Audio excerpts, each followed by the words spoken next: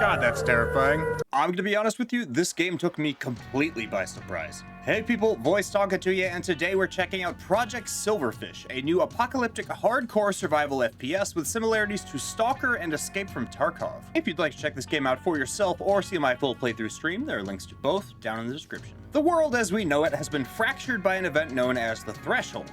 Long story short, we carved some kind of rift between our world and a dimension of eldritch nightmares. For most humans, this was a slow, horrible death sentence as their minds peeled themselves apart. Those that survived have banded together into powerful militant factions seeking to exterminate anything non-human. And that includes us.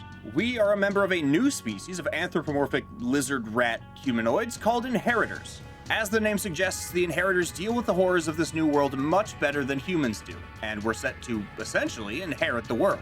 But of course there was some miscommunication on who exactly would own what, so now there's guerrilla warfare between various factions of both humans and Inheritors within the exclusion zone that surrounds the dimensional breach I mentioned.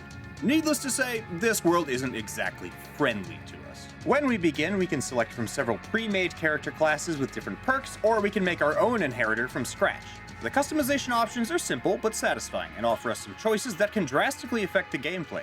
Aside from our looks, we could customize our perks, starting equipment, and most importantly, our reputation. With the presence of both dangerous anomalies and priceless artifacts, the exclusion zone is a highly contested area. While exploring the zone, you will frequently come across squads of stalkers from the various powerful groups, and your reputation with that faction will dictate how they respond to you. They could give you cover from attacking enemies or a mouthful of buckshot. There's the independent freelancers just looking to make money in the zone, the disorganized revolutionaries seeking an independent nation for the Inheritors, the firebrand insurrection wants to cleanse the world of humans and corruptive influences, the twisted cultists that embrace communion with the eldritch horrors, and finally the military, a well-armed and highly organized faction controlling access to the zone. We are smuggled into the zone in a probably vain attempt to either pay off or escape from our crippling, soul-crushing debt, so there's your element of realism. I don't know who this debt is owed to, or if we can ever actually pay it off, but honestly, what else is new? Now that we're in, though, our goals are mostly our own. We can explore the forgotten ruins of mankind, battle horrible man-made monsters beyond our comprehension, and get atomized by an anomaly we didn't even know existed. Searching for new weapons or interesting locations within the zone can be pretty fun, but we can also take on contracts from the various factions to earn money and reputation. Money lets us buy new weapons, ammo, and food, but reputation will alter how factions react to us in the wild. The zone is a living, changing, and highly dynamic environment with lots of different ways to ruin your day. Faction patrols will spawn from various entry points to seek out their own objectives, monsters and anomalies will constantly change position, and if you aren't hyper aware of both of these elements, you're not going to survive very long. Having a high reputation with a faction will make their soldiers friendly to you, and can even unlock special missions that progress the narrative of that group. Each force also has their own advantage stat, which can be boosted by completing contracts for them. The greater the advantage one faction has, the more frequently you'll encounter their forces within the zone, and the better armed they'll be. Now, I don't know how these stats affect the game's narrative. I don't know if there's an overarching story to be considered, or if there's even an endgame goal for this title. What I can say so far is that the world building has been surprisingly gripping. This game may look like a goofy, low-poly shoot-'em-up, but the backstory is incredibly dark, and the gameplay itself is very difficult. Enemy soldiers react with impressive, almost human speed to seeing us. They don't need time to register our presence or ask for permission to fire. If an enemy sees you, you're getting a face full of lead. C1. Unless you know how to use stealth and cover effectively, of course. If you've played something like Tarkov, that's the level of difficulty you should be expecting here. So get stealthy, get smart, or get shot. The assortment of guns and melee weapons all feel great to use. There's different ammo types, from explosive 12-gauge shells to armor-piercing incendiary slugs. Aim is snappy, gunfire is powerful and easily heard, and the overall atmosphere is wonderfully tense.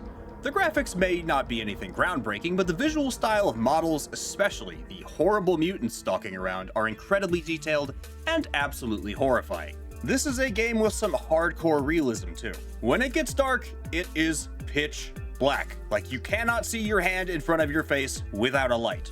In fact, you don't even have a HUD without wearing specialized gear. Walking into an abandoned lab filled with twisted humanoid flesh monsters is a completely terrible experience, which is exactly what you want from this kind of game. I will fully admit I did not expect this scaly S.T.A.L.K.E.R clone to give me chronic anxiety.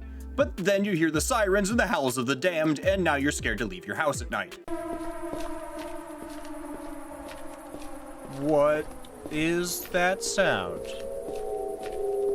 Oh, I hate that. Yes, this is by technicality a scaly game. A lot of information about this game was posted on Fur Affinity forums, but don't worry, nothing untoward will happen to your new Lizard Man OC.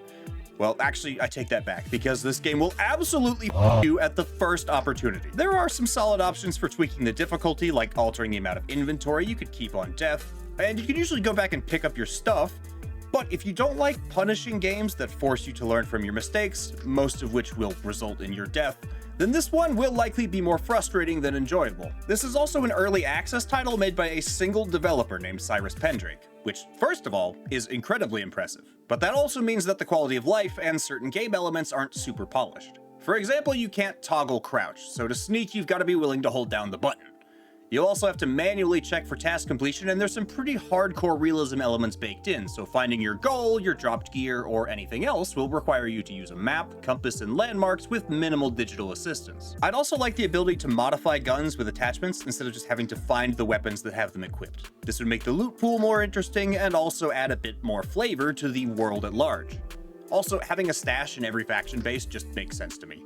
More frequent injections of lore and environmental storytelling would definitely make the world a bit more interesting to explore as well. Despite my initial hesitation, Project Silverfish turned out to be a surprisingly good survival horror FPS with a unique and dynamic world. The gameplay is tight, the enemies are terrifying, and one wrong step could leave you as nothing more than a messy smear. Among the many attempts to make a compelling successor to S.T.A.L.K.E.R, this title stands out as one of my favorites. I'm also just the voice in your head though, so what do you think about Project Silverfish?